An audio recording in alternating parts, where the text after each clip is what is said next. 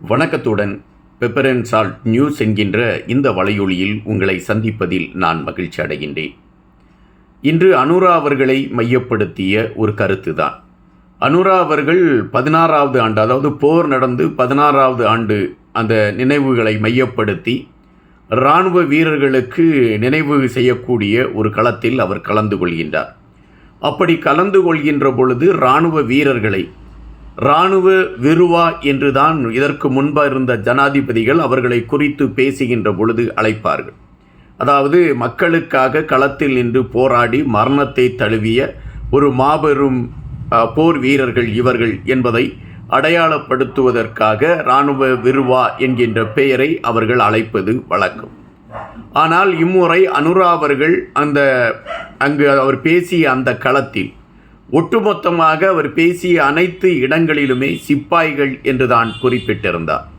சிப்பாய்கள் என்று குறிப்பிட்ட வார்த்தை அதிர்வலைகளை ஏற்படுத்தி இருக்கின்றது. காரணம், அனுரா அவர்களை ஆட்சி பீடத்திலிருந்து அப்புறப்படுத்திவிட வேண்டும் அல்லது அனுரா அவர்கள் ஜனாதிபதியாக தொடர்ந்துவிடக்கூடாது என்பதையெல்லாம் மனதில் தேக்கி வைத்து கொண்டு பயணிக்கக்கூடிய எதிர்க்கட்சிகளை சார்ந்தவர்கள் கடுமையான விமர்சனங்களை அனுரா அவர்களுக்கு எதிராக எடுத்து வைக்க ஆரம்பித்திருக்கின்றார்கள். அன்று நடந்த போரில் தங்களுடைய உயிர்களை இழந்து இலங்கையின் மானத்தை காப்பாற்றுவதற்காக களத்தில் நின்று போராடியவர்கள் இராணுவ வீரர்கள். இந்த இராணுவ வீரர்களை இராணுவ விருவா என்றுதான் அழைப்பது வாடிக்கை. அது அவர்களை பெருமையாக குறிப்பிடுவது களம். ஆனால் அனுரா அவர்கள் சிப்பாய்கள் என்று அவர்களை அழைத்ததும் அப்படி அழைத்து சிறுமைப்படுத்தியதும் ஏற்புடையதாக இல்லை. யாரையோ குளிர்விக்க வேண்டும் என்பதற்காக இதுபோன்ற களங்களை அனுரா அவர்கள் எடுத்துக்கொண்டு பயணிக்கிறார் என்கின்ற எதிர்ப்புகளை எதிர்க்கட்சிகளை சார்ந்தவர்கள் பதிவு செய்ய ஆரம்பித்திருக்கின்றார்கள்.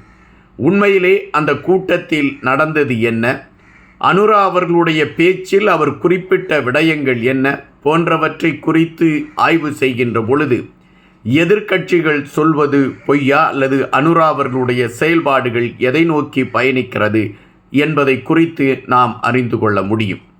தமிழர்களை பொறுத்த மட்டில் தமிழ் இனத்தை அழிக்க வேண்டும் என்கின்ற நிலைப்பாட்டில் மஹிந்த ராஜபக்சே சுமார் 20 நாடுகள் துணையுடன் தமிழர்களுக்கு எதிரான ஒரு போரை அவர் நிகழ்த்தினார்.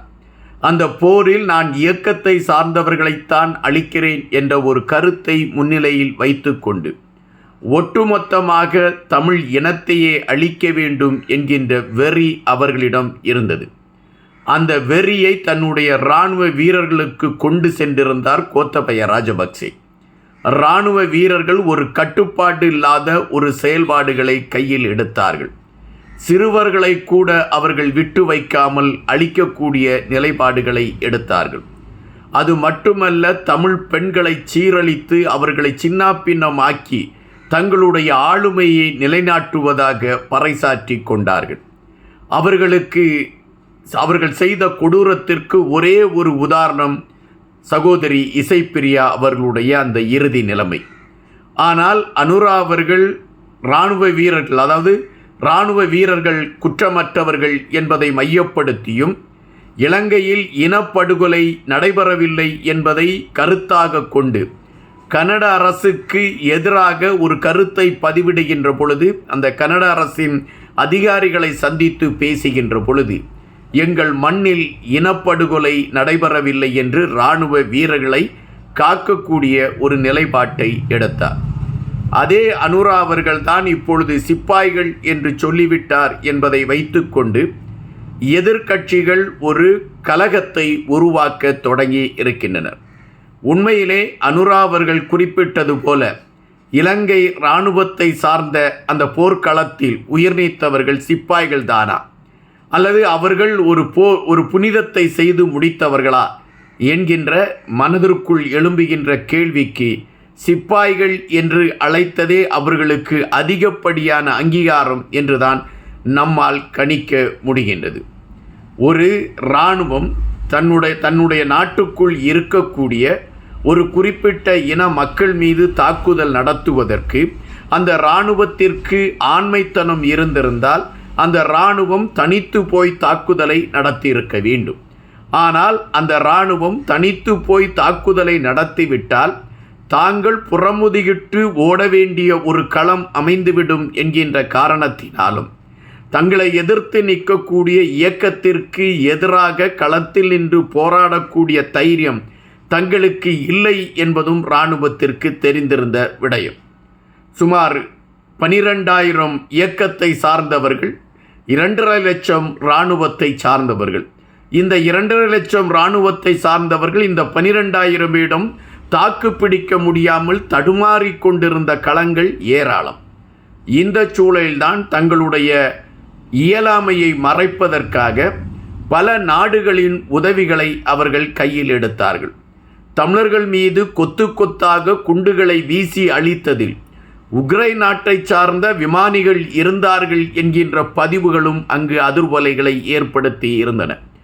அதுபோல இந்தியாவை பொறுத்த மட்டில் ராடர் என்கின்ற அந்த இதை கொடுத்து உதவி எங்கிருந்து தாக்குதல் வரும் என்கின்ற கணிப்புகளை கண்டறிவதற்கான களங்களை எடுத்தது என்கின்ற குற்றச்சாட்டும் அப்பொழுது வைக்கப்பட்டது உண்டு.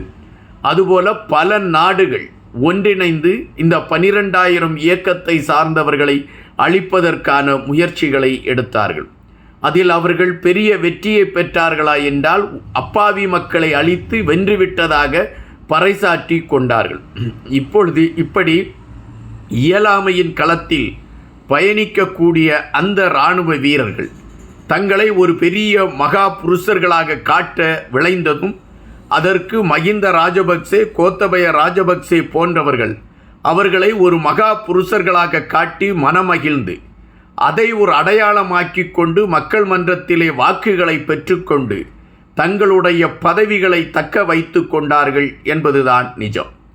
இப்பொழுது அனுரா அவர்களுக்கு தெரிந்திருக்கின்றது இந்த இராணுவ வீரர்கள் சிப்பாய்களை விட கேவலமானவர்கள் என்பது. அதனால்தான் அவர் சிப்பாய் என்கின்ற வார்த்தையை அடிக்கடி அவருடைய பேச்சிலே அதை பயன்படுத்தி கொண்டே வந்திருந்தார். சிப்பாய் என்பது அந்த இராணுவ வீரனை குறிக்கக்கூடிய வார்த்தை என்று அனுரா தரப்பில் சொல்லப்படுகின்றது. ஆனால் எதிரணிகள் சிப்பாய் என்பது இழிவாக பேசக்கூடிய வார்த்தை என்று எடுத்து வைக்கின்றது. இவர்களை இந்த சூழலில் இந்த இராணுவ வீரர்களை முதன்மைப்படுத்தி கொண்டு பயணிக்கக்கூடிய களத்தை அனுரா ஆட்சியாளர்கள் எடுத்தால் இலங்கையில் ஒரு நெருக்கடியான நிலைமைதான் தொடர்வதற்கான களம். அதாவது தமிழர்களுக்கும் சிங்களர்களுக்கும் இடையே மீண்டும் ஒரு நெருடலை உருவாக்கக்கூடிய களத்தை தான் அது கொண்டு வந்து நிறுத்தும். கனடா அரசாங்கத்திடம் அனுரா ஆட்சியாளர்கள் எடுத்து வைத்த அந்த கருத்துக்களை பெரும் அதிர்வலைகளை ஏற்படுத்தி கொண்டிருக்கக்கூடிய இந்த சூழலில் புத்த தேரர்களின் நெருக்கடிகளை ஒத்துக்கொண்டு அவர்களுக்கு இசைவாடிக்கொண்டு அனுரா அவர்களுடைய பயணம் அமையும் என்றால் அது மீண்டும் ஒரு இனம் சார்ந்த விடயங்களில் ஒரு மோதல் போக்கை உருவாக்கக்கூடிய களமாக அமைந்துவிடும் என்பது நாம் இங்கு பதிவு செய்ய வேண்டியதாக இருக்கின்றது. ஒருவேளை அதை புரிந்து கொண்டுதான் அனுரா அவர்கள் இலங்கை இராணுவத்தினருக்கு உயர்வான மதிப்பை கொடுக்காமல் அவர்களை ஒரு சராசரியாக ஒரு களத்தோடு நிறுத்திக் கொள்ளலாம் என்ற நிலைப்பாட்டில் இந்த கருத்துக்களை பதிவிட்டாரா என்கின்ற கேள்விகள் எழும்புகின்றன. காத்திருப்போம். இன்னும் பல செய்திகளோடு உங்களை சந்திக்கின்றேன். நன்றியுடன் இன்பா.